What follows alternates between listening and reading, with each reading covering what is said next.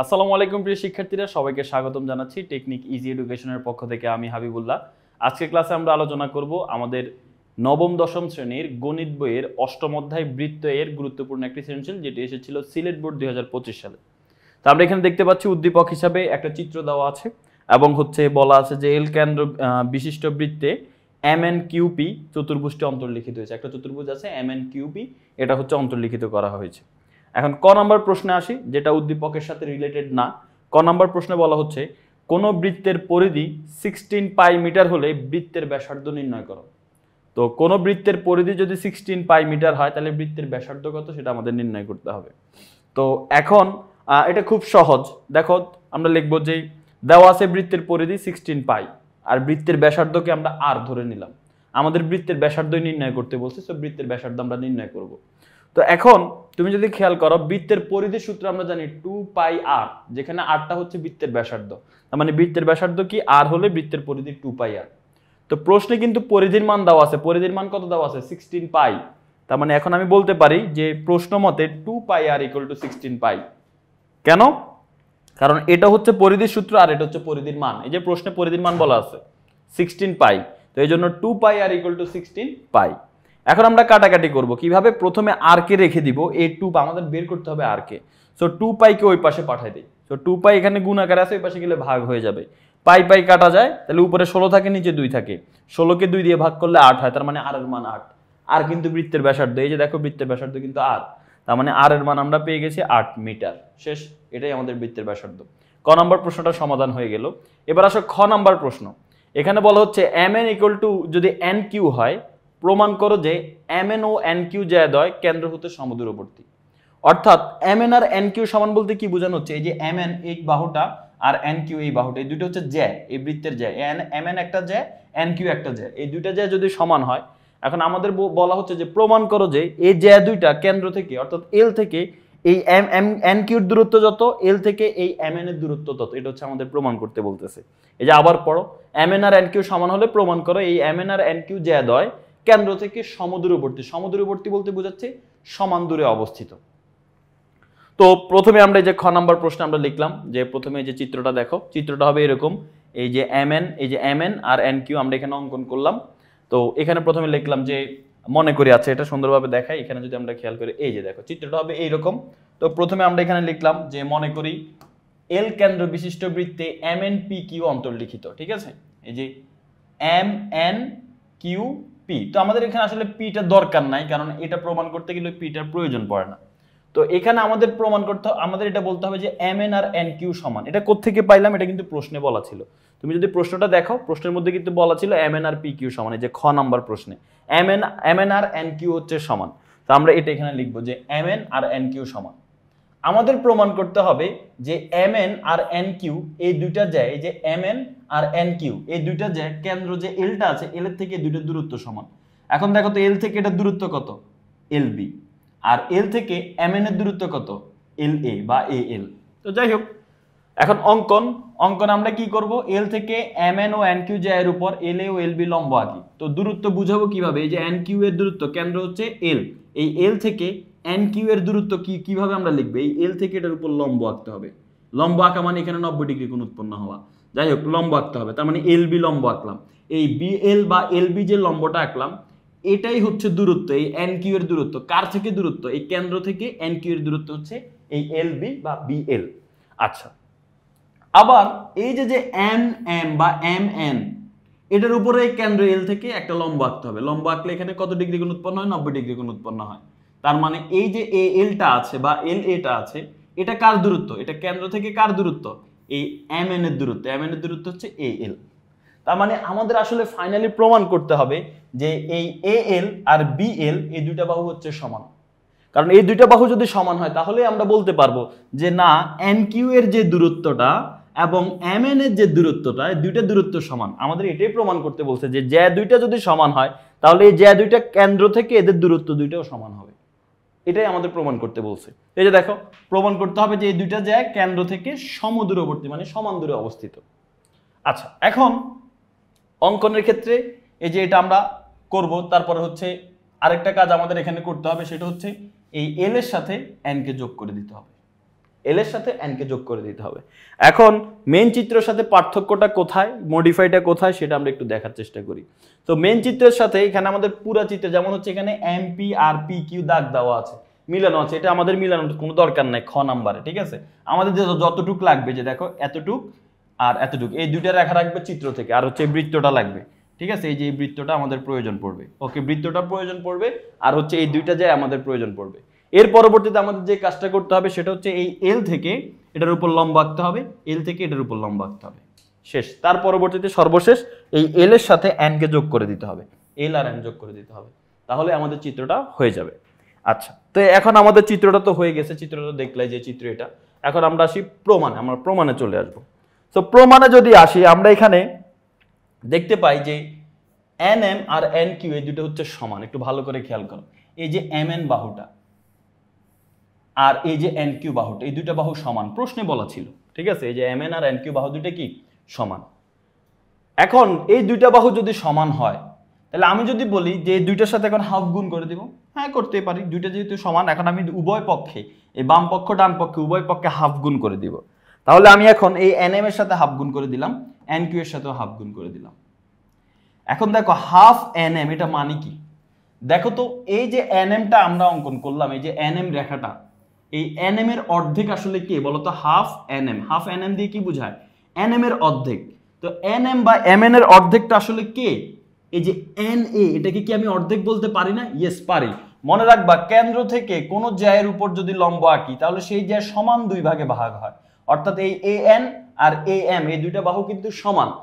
তো তার মানে আমি এখন বলতে পারি এই যে যে এ এনটা আছে এটা কার অর্ধেক, এই পুরা এন এম যে বাহুটা আছে সেটার অর্ধেক।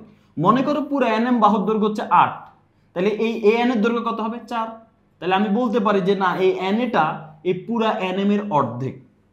তো এখন তাহলে আমি এন এম কে এই যে কার অর্ধেক বলতে পারি, এন এর অর্ধেক।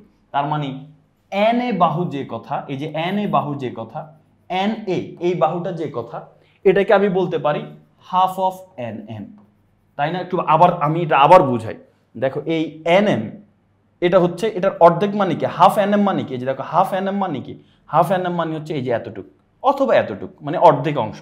এতটুকু আমরা বলতে পারি হাফ এন এম। এই যে এখান থেকে এখান পর্যন্ত আমরা বলতে পারি কি, হাফ এন এম। আবারও দেখাচ্ছি, এই এখান থেকে এখান পর্যন্ত আমরা বলতে পারি হাফ এন এম। তো এখান থেকে এটার একটা নামও তো আছে, এটার নাম কি, এন এ। সেটাকে এন এও বলতে পারি, এটাকে হাফ এই পুরা এন এম এর অর্ধেকও বলতে পারি। তো হাফ এন এম যে কথা, এন এও কিন্তু একই কথা, এই জন্য হাফ এন এম এর জায়গায় আমরা এন এ লিখে দিলাম। আচ্ছা, আবার যদি খেয়াল করো, এন কিউ মানে কি, এই পুরা বাহুটা হচ্ছে কি এন কিউ, পুরা বাহুটা হচ্ছে কি এন কিউ। তো এন কিউ যদি পুরা বাহু হয়, হাফ এন কিউ মানে কি বলতো, হাফ এন কিউ মানে কি, হাফ এন এম এর হিসাব গেল, এখন half N Q. Half N Q মানে কি এন বি না, এন বি কে হাফ এন কিউ বলতে পারি, কারণ এন কিউর অর্ধেক হচ্ছে এন বি, তার মানে হাফ এন কিউ মানে হচ্ছে এন বি বা বি এন। তো এই যে হাফ এন কিউ কে আমি এন বি বলতে পারি। বুঝতে পারছো, এখানে বলে দেওয়া আছে, দেখো কেন্দ্র থেকে জ্যায়ের উপর অঙ্কিত লম্ব জ্যাকে সমান দুই ভাগে ভাগ করে, ওইটাই বলছে। তো আশা করি তোমরা এটা বুঝতে পেরেছো, ধাপ 1টা বুঝতে পেরেছো। এবার আসো ধাপ 2। ধাপ 2তে কি বলা হচ্ছে, ত্রিভুজ এ এল এম ত্রিভুজ বি এল এম দুইটা সমকোণী ত্রিভুজ। আসলে কিন্তু ত্রিভুজ দুইটা সমকোণী ত্রিভুজ। কেন, ওই যে তুমি যে লম্ব আঁকছো, লম্ব আঁকার কারণে কিন্তু এখানে 90 ডিগ্রি কোণ উৎপন্ন হয়েছে। তাহলে এখন দেখো এ এল এন এই যে যে ত্রিভুজটা আছে এটা কিন্তু একটা সমকোণী ত্রিভুজ। কেন, কারণ এই কোণটা 90 ডিগ্রি। আবার তুমি যদি এই ত্রিভুজটার দিকে খেয়াল করো, যে বি এল এন এই যে এই ত্রিভুজটাও কিন্তু সমকোণী ত্রিভুজ। কেন, কারণ এখানেও 90 ডিগ্রি আছে। এখন এই দুইটা ত্রিভুজের মধ্যে আমি কম্পেয়ার করব, এই দুইটা ত্রিভুজ সর্বসম, এটা আমি এখন প্রমাণ করার চেষ্টা করব। কিভাবে, দেখো এই দুইটা ত্রিভুজের মধ্যে এই এন এ আর এন বি এই দুইটা বাহু কিন্তু সমান। এই যে দেখো, কারণ আমরা ধাপ 1-এ প্রমাণ করে দিলাম যে এন এ আর এন বি হচ্ছে সমান। তো তার মানে এই দুইটা ত্রিভুজের মধ্যে এই ত্রিভুজের এন এ বাহু আর নিচের ত্রিভুজের এন বি বাহু, দুইটা বাহু কিন্তু সমান পেলাম। তাহলে আমি এখানে বলতে পারি এই যে এই দুইটা ত্রিভুজের মধ্যে এন এ আর এন বি বাহু সমান। এই যে ধাপ 1-এ আমরা এটা প্রমাণ করছি। আবার তুমি যদি খেয়াল করো, একটু মনোযোগ দিয়ে দেখো, নিচের ত্রিভুজের অতিভুজ কি, আমরা জানি সমকোণী ত্রিভুজের যে কোণটা 90 ডিগ্রি তার বিপরীত বাহুটা হয় অতিভুজ। তাহলে এখানে দেখো এইটা হচ্ছে সমকোণী ত্রিভুজ, 90 ডিগ্রি কোণটা এটা, এটার বিপরীত বাহু কে, এনএল। তার মানে এই ত্রিভুজের অতিভুজ হচ্ছে এনএল। আবার উপরের ত্রিভুজে দেখো, উপরের ত্রিভুজ 90 ডিগ্রি কে, এইটা, এটার বিপরীত বাহু কি? এটার বিপরীত বাহু NL। তাহলে নিচের ত্রিভুজের অতিভুজে NL, উপরের ত্রিভুজের অতিভুজ NL। তার মানে দুইটা ত্রিভুজেরই অতিভুজ NL। তার মানে এই ত্রিভুজের বাহুর নাম NL, ওই ত্রিভুজের এক বাহু NL, তাহলে NL তো NL সমান হবেই, দুইটাই তো সেম বাহু। তার মানে আমরা এখন বলতে পারি এই NL আর NL সমান।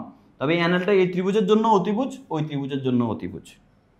সো আমরা একটা সূত্র জানি, সর্বসম মানে কি? দুইটা ত্রিভুজ সর্বসম, এর মানে হচ্ছে দুইটা ত্রিভুজের তিনটা বাহুর সাথে ওই ত্রিভুজের, মানে প্রথম ত্রিভুজের তিনটা বাহুর সাথে ওই ত্রিভুজের তিনটা বাহু পুরোপুরি সমান হবে। এই ত্রিভুজের তিনটা কোণের সাথে ওই ত্রিভুজের তিনটা কোণ সমান হবে। তো এখন সর্বসম প্রমাণ করার ক্ষেত্রে সমকোণী ত্রিভুজের ক্ষেত্রে যদি অতিভুজ, একটা ত্রিভুজের অতিভুজ আর আরেকটা ত্রিভুজের অতিভুজ সমান হয় এবং অপর এক বাহু যদি আরেকটা ত্রিভুজের অপর এক বাহুর সাথে সমান হয়, তাহলে ত্রিভুজ দুইটা সর্বসম। তা আমাদের এখানে যে দুইটা সমকোণী ত্রিভুজ আছে, এই দুইটা সমকোণী ত্রিভুজের মধ্যে তুমি যদি একটু খেয়াল করো যে অতিভুজের সাথে অতিভুজ সমান হয়ে গেছে অলরেডি, এবং অপর এক বাহুর সাথেও এক বাহু সমান হয়ে গেছে। দেখবা এই যে দেখো উপরের ত্রিভুজের মধ্যে, এই উপরের ত্রিভুজের অতিভুজ NL, নিচের ত্রিভুজের অতিভুজ NL, তার মানে অতিভুজ সমান হয়ে গেল, NL সমান NL। আবার উপরের ত্রিভুজের এক বাহুর নাম NA, নিচের ত্রিভুজের এক বাহুর নাম হচ্ছে NB, তার মানে NA আর NB এটাও সমান হয়ে গেছে। তা আমি বলছি সমকোণী ত্রিভুজের ক্ষেত্রে যদি অতিভুজ আর অপর এক বাহু যদি সমান হয়, তাহলে ত্রিভুজ দুইটা সর্বসম। তার মানে আমি এখন বলতে পারি এই যে NAL এই ত্রিভুজটা আর NBL এই ত্রিভুজটা, এই ত্রিভুজ দুইটা সর্বসম। এই যে দেখো NAL বা ALN যেটাই বলো আর BLN, এই যে ALN এই ত্রিভুজটা আর BLN এই ত্রিভুজটা, এই ত্রিভুজ দুইটা হচ্ছে সর্বসম, এই তিনটাকে বলে সর্বসম। তো সর্বসম মানে কি বলো তো ভাইয়া? সর্বসম মানেই হচ্ছে যে এই ত্রিভুজের তিন বাহু আর এই ত্রিভুজের তিন বাহু সমান। তাহলে উপরের ত্রিভুজ আর নিচের ত্রিভুজ যেহেতু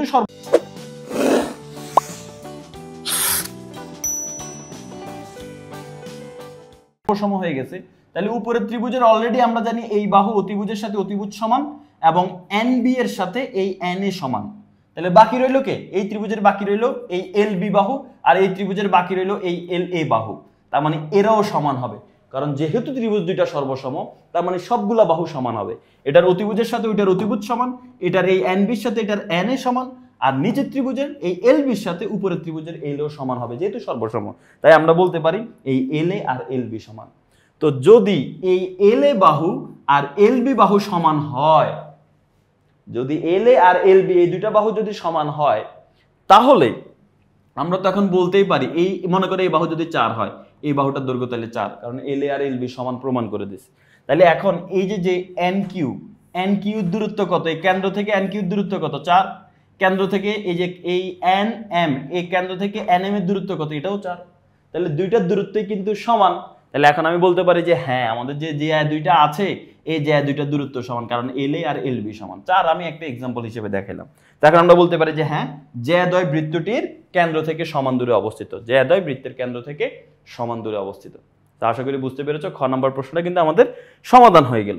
এখন আমরা আলোচনা করব আমাদের গ নাম্বার প্রশ্নটা নিয়ে। গ নাম্বার প্রশ্নে কি বলা হয়েছে সেটা আমরা একটু দেখার চেষ্টা করি। দেখো এখানে প্রশ্নে বলা হচ্ছে যে MQ ও NP কর্ণদ্বয় পরস্পর আর বিন্দুতে ছেদ করলে, এই যে দেখো MQ কোনটা? MQ হচ্ছে এই যে এটা, এই বরাবর যদি আমি একটা দাগ দিই, এই যে খেয়াল করো MQ হচ্ছে এটা, MQ ওকে। সো এটা হচ্ছে MQ, একটা কর্ণ, তাই না? এই যে এটা হচ্ছে একটা কর্ণ, কারণ এটা একটা চতুর্ভুজ। দেখো চতুর্ভুজের বিপরীত কৌণিক বিন্দু দুইটা, এই যে এটার বিপরীত এটা আছে, এই দুইটা যোগ করলে একটা কর্ণ হয়। আচ্ছা, আরেকটা কর্ণ কি? NP, এই যে আরেকটা কর্ণ NP মনে করো। এই দুইটা কর্ণ MQ আর NP, এই যে দুইটা কর্ণ যদি যে বিন্দুতে ছেদ করে ওই বিন্দুটার নাম যদি R হয়, ওই বিন্দুটার নাম R হলে আমাদের এখন প্রমাণ করে দেখাইতে হবে যে MLN কে, এই যে MLN, এই যে এই কোণটা, ঠিক আছে, এই যে এই কোণটা MLN প্লাস QLP, এই যে এই কোণটা, এই দুইটা কোণের যোগফল সমান 2MRN। এই যে আর তো এটা MRN, এই যে একটু বিদ্যুষে টাইপের না, 2 ইন্টু এইটা, অর্থাৎ এই যে এই কোণ আর এই কোণ, এই দুইটা কোণ যোগ করলে 2 ইন্টু এই কোণটা হবে, MRN কোণ হবে। তো এটা এখন আমরা একটু প্রমাণ করার চেষ্টা করি, দেখি আমরা পারি কিনা। চলো তাহলে এটা যদি আমরা প্রমাণ করতে যাই, আমরা এখানে দেখবো যে এই যে প্রথমে আমাদের চিত্রটা হচ্ছে এইটা হবে। দেখো এটা কেন্দ্র ছিল L, ঠিক আছে, কেন্দ্র এটা ছিল। এখন যদি আমরা যোগ করি, এই যে দেখো N আর P যদি আমরা যোগ করি, তাহলে এটা হবে এইরকম, আর যদি এম আর কিউ যোগ করি তাহলে সেটা হবে এইরকম। তো যোগ করার পরে এরা যে বিন্দুতে ছেদ করে সেই বিন্দুটার নাম কি বলছে, আর বিন্দুতে ছেদ করে। ওকে, এরপরে আমাদের বলছে যে এম এল প্রমাণ করতে হবে আমাদের কি এম এল এন কোণ। এই যে দেখো এম এল এন মানে এই যে এই কোণটা, আচ্ছা, plus Q L P, Q L P এই যে এই কোণটা, এই দুইটা কোণ যোগ করলে কি হবে, এই দুইটা কোণ যোগ করলে বলতেছে 2MRN কোণ হবে, মানে 2 ইন্টু এই এম আর এন, এই যে এই কোণটার সাথে 2 গুণ করলে যত হবে 2 ইন্টু এম আর এন, অর্থাৎ এটা আর এটা যোগ করলে 2 ইন্টু এম আর এন হবে। তো চলো আমরা শুরু করি। তো প্রথমে আমরা যেটা বলবো যে এল কেন্দ্র বিশিষ্ট পি এন কিউ পি চতুর্ভুজটি অন্তর্লিখিত হয়েছে, যেখানে এনপি ও এম কিউ কর্ণদ্বয় আর বিন্দুতে ছেদ করছে, যে এনপি আর এম কিউ কর্ণদ্বয় আর বিন্দুতে ছেদ করছে। এরপরে বলা হচ্ছে কি প্রমাণ করতে হবে, আমাদের প্রশ্নে বলা ছিল প্রমাণ করতে হবে যে M L N plus Q L P সমান 2MRN, এটা প্রশ্নেই বলা ছিল, এটা আমরা লিখে ফেললাম। তবে আমাদের চিত্রটা অঙ্কন করার জন্য এই এল এর সাথে এম, এল এর সাথে এন এগুলো যোগ করতে হবে। এই এল এর সাথে এম, এল এর সাথে এন, এল এর সাথে কিউ, এল এর সাথে পি, এই চারটা রেখা আমাদের যোগ করতে হবে। সেই চারটা আমরা যোগ করছি, এই যে চারটা আমরা যোগ করি। ওকে, তো এবার আসো আমাদের প্রমাণ, আমরা প্রমাণে চলে যাই। তো প্রমাণে যদি আমরা যাই, আমাদের সবচেয়ে গুরুত্বপূর্ণ অংশ হচ্ছে প্রমাণ উপপাদ্যে। তো প্রমাণে যদি আমরা দেখি, দেখো প্রথমে আমরা ত্রিভুজ এন কিউ আর নিয়ে কথা বলবো। কোন ত্রিভুজ? ত্রিভুজ এন কিউ আর। তো এন কিউ আর ত্রিভুজ কোনটা আমরা একটু দেখি তো। এই যে এন কিউ আর, এই যে এই ত্রিভুজটা নিয়ে আমরা কথা বলবো, ঠিক আছে? সবাই একটু খেয়াল করো, এই যে এই লাল ত্রিভুজটা নিয়ে আমরা কথা বলবো, এন কিউ আর ত্রিভুজ নিয়ে কথা বলবো। So N Q R ত্রিভুজে M R N, মনে রাখবা একটা জিনিস মনে রাখবা, এটা তোমরা হয়তো আগেও দেখেছো, সেটা হচ্ছে কোনো ত্রিভুজের যদি আমি এক বাহুকে বর্ধিত করি, মনে করো এই যে এই একটা বাহুকে আমি বর্ধিত করলাম, বর্ধিত করলে বহিষ্ঠ একটা কোণ উৎপন্ন হয়। তুমি দেখো এই কোণটা কিন্তু বহিষ্ঠ কোণ, একটা বহিষ্ঠ কোণ উৎপন্ন হয়েছে, বাইরের দিকে একটা কোণ উৎপন্ন হয়েছে, এটা হচ্ছে বহিষ্ঠ কোণ। সো কোন ত্রিভুজের এক বাহুকে যদি আমি বর্ধিত করি তাহলে বহিষ্ঠ একটা কোণ উৎপন্ন হয়। এই বহিষ্ঠ কোণটা অন্তস্থ বিপরীত দুইটা কোণের যোগফলের সমান। এই বহিষ্ঠ কোণটা আবার বলছি, এই যে বাইরে যে কোণটা উৎপন্ন হয়েছে, এই কোণটা ভিতরে কয়টা কোণ থাকে? একটা, দুইটা, তিনটা। এই তিনটা কোণের মধ্যে দুইটা কোণের যোগফলের সমান। এখন কোন দুইটা কোণের? এই যে বহিষ্ঠ কোণের সাথে যে কোণ আছে সেটাকে সে নেয় না, সেটা বাদ। বিপরীত দিকে যে দুইটা কোণ থাকে, যে এইটা আর এটা, এই দুইটা কোণকে যোগ করলে যত হবে এই বহিষ্ঠ কোণটা তত হবে। এই বহিষ্ঠ কোণটা কার সমান হবে? এই অন্তস্থ কোণ দুইটার যোগফলের সমান হবে। বিপরীত দিকে যে দুইটা থাকে সেই দুইটার যোগফলের সমান হবে। তা আশা করি বুঝতে পেরেছো যে কিভাবে আমরা এটা বুঝতে পারি যে হচ্ছে একটা ত্রিভুজের বহিষ্ঠ কোণ অন্তস্থ বিপরীত কোণ দুইটার সমষ্টির সমান। এখন আমরা যদি খেয়াল করি যে এই ত্রিভুজের ক্ষেত্রে এন কিউ আর ত্রিভুজের ক্ষেত্রে এখানে বহিষ্ঠ কোণ কোনটা? এই যে এন কিউ আর ত্রিভুজে যদি আমি এই বাহুটাকে উপরের দিকে বর্ধিত করি তাহলে বহিষ্ঠ কোণ কোনটা হবে? বহিষ্ঠ কোণ হবে আমাদের এই যে বাইরের দিকে এই কোণটা তৈরি হয়েছে, তাই না? এই বহিষ্ঠ কোণ তৈরি হয়েছে। এখন এই বহিষ্ঠ কোণটা ভিতরের যে তিনটা কোণ আছে, তিনটা কোণের মধ্যে দুইটার যোগফলের সমান। কোন দুইটা? ওই যে তার পাশে যেটা আছে সেটাকে রাখে না, সে পাশের জনকে নেয় না, তার মানে এই পাশের জন বাদ। তাহলে বিপরীত দিকে কোণ আছে কোনটা? এটা আর এটা। এই কোণের নাম কি? আর এন কিউ, আর এই কোণের নাম হচ্ছে আর কিউ এন, মানে এই দুইটার যোগফল। এই যে দেখো এটার নাম কি বলবো? এই যে এই কোণটার নাম কি? এই কোণটার নাম আমরা বলতে পারি কিউ এন আর। এই যে দেখো এখানে লেখা আছে কিউ এন আর। আর এই কোণটার নাম কি? এই কোণটার নাম হচ্ছে আমরা বলতে পারি এন কিউ আর।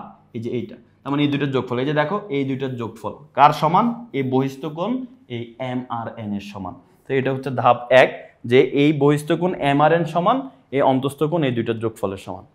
ধাপ 1 কিন্তু শেষ।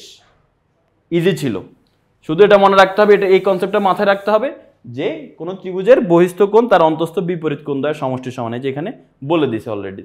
আচ্ছা, এবার আসো ধাপ 2। ধাপ 2 এ কি বলা আছে সেটা আমরা একটু বোঝার চেষ্টা করি। দেখো ধাপ 2 এর ক্ষেত্রে এখন আমরা এম এন চাপের হিসাব করব। এম এন যে চাপটা আছে একটু ভালো করে খেয়াল করো, এম এন চাপ কোনটা?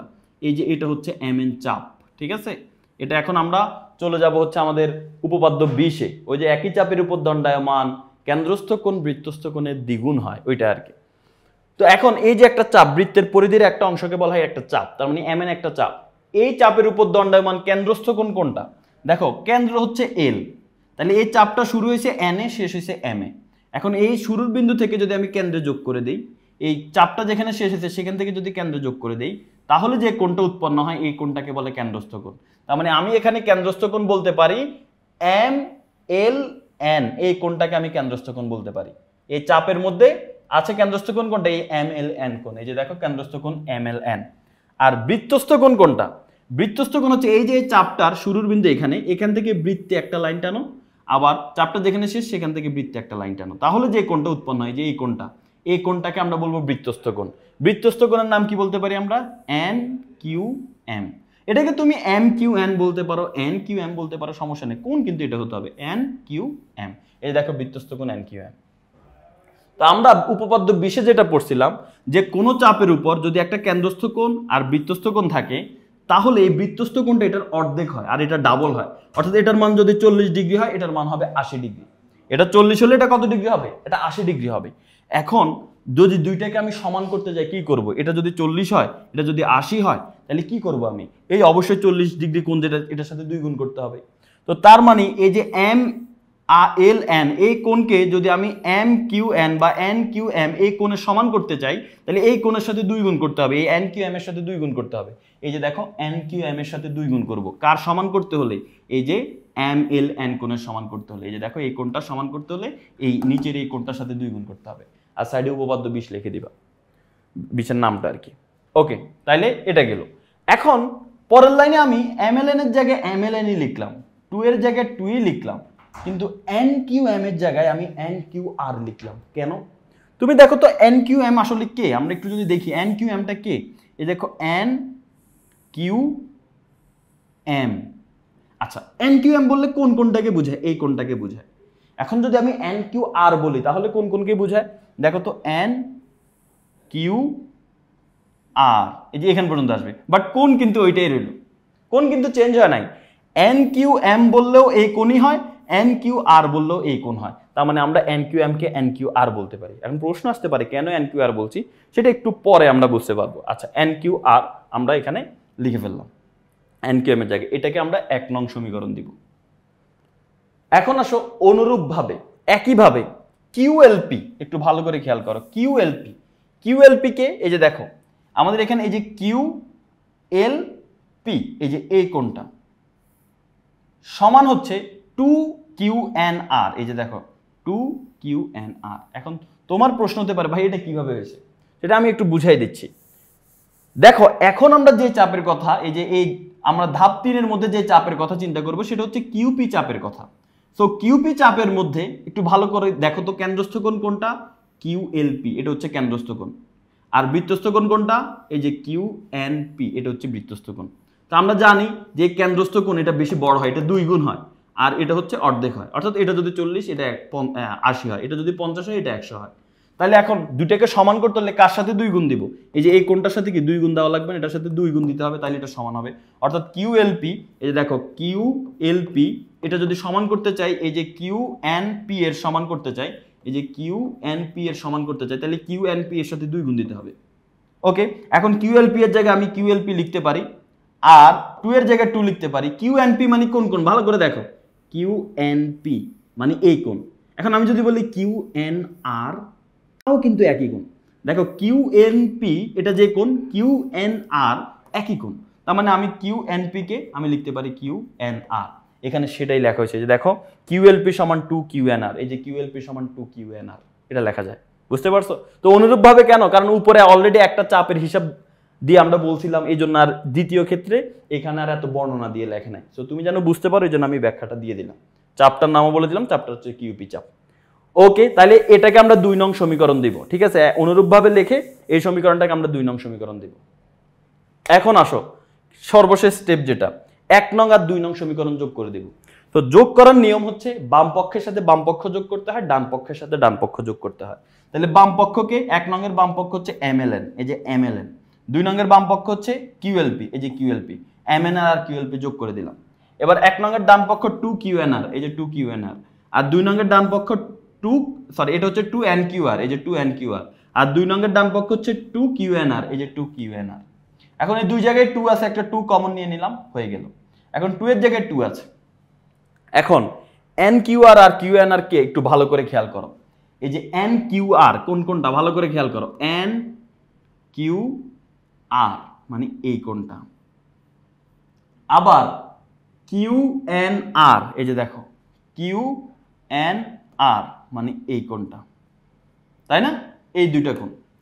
সো এই দুইটা কোণকে এখানে যোগ করা হয়েছে এন কিউ আর আর কিউ এন আর। তো তোমার মনে আছে ধাপ 1 এর মধ্যে তুমি আলোচনা করছিলে এই যে একটা ত্রিভুজ যদি হয় তাহলে এই যে এখানে যে বহিস্থ কোণটা এই বাইরের কোণটা কি এই দুইটার যোগফলের সমান হয়, অর্থাৎ এই যে কিউ এন আর আর এন কিউ আর এই দুইটার যোগফল এই বহিস্থ কোণটার এম আর এন এর সমান হয়। বিশ্বাস না করলে তুমি দেখো, তুমি এই যে ধাপ 1 এর মধ্যে এটা পড়ছিলা, এন কিউ আর আর কিউ এন আর এর যোগফল হচ্ছে এম আর এন এর সমান, দেখছো?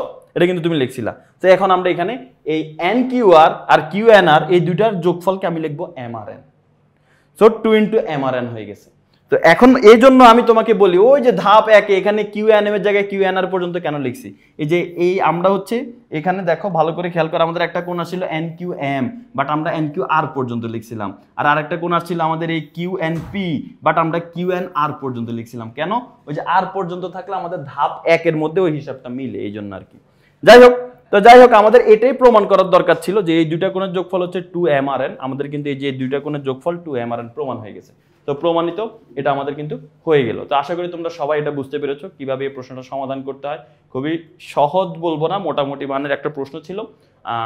ভালোভাবে যদি তুমি প্র্যাকটিস করো, বুঝে বুঝে দরকার একবার দেখে দেখে লিখো, পরের বার না দেখে লিখো, না দেখে লেখার সময় আটকে গেলে আবার তুমি যে যে জায়গায় আটকে গেছো এগুলো দেখে আবার লেখো, আরেকবার রিভিশন দাও, এরপর আবার লেখো, ইনশাল্লাহ উপপাদ্য তোমার শিখে হয়ে যাবে। তবে মুখস্থ করবা না, ঠিক আছে? যে N Q R plus Q N আর প্লাস এন কিউ আর, তাহলে তোমার 1 দিন 2 দিন সর্বোচ্চ 3 দিন মনে থাকতে পারে, আরো বেশি মনে থাকলে 10 দিন মনে থাকবে, এরপর আবার সব ভুলে যাবে। কিন্তু বুঝে বুঝে যদি মুখস্থ করো তাহলে কিন্তু তুমি আর ভুলবা না যে আমি এটা কেন বের করতেছি, এই সমীকরণ কেন বের করতেছি, কেন আমার লাগবে, আমি কোন ডেস্টিনেশনে যাইতে হবে, কি প্রমাণ করতে হবে, ওইটা প্রমাণ করতে হলে এটা কেন লাগবে, এগুলো যদি বুঝে তারপর উপপাদ্যটা পড়ো তাহলে ইনশাল্লাহ উপপাদ্য আর ভুলবা না। ভুললেও মানে তোমার যদি ভুলে যায় কোন স্টেপের পর কোন স্টেপ ছিল, পরবর্তী যখন তুমি রিভিশন দিবে একবার রিভিশন দিলে হয়ে যাবে। আর যদি মুখস্থ করো, এখন মুখস্থ করতে যতক্ষণ টাইম লাগবে পরবর্তীবার মুখস্থ করতে ততবার টাইম লাগবে, এবং পরীক্ষার হলে সেম টাইপের প্রশ্ন আসবে না, চিত্র একটু আঁকাবাঁকা করে দিলে তুমি আর বুঝবা না। তো সবাই ভালো থাকো, সুস্থ থাকো, পরবর্তী ক্লাসে ইনশাল্লাহ সবার সাথে ভালো হবে, দেখা হবে। আল্লাহ হাফেজ, আসসালামু আলাইকুম ওয়া রাহমাতুল্লাহি ওয়া বারাকাতুহু।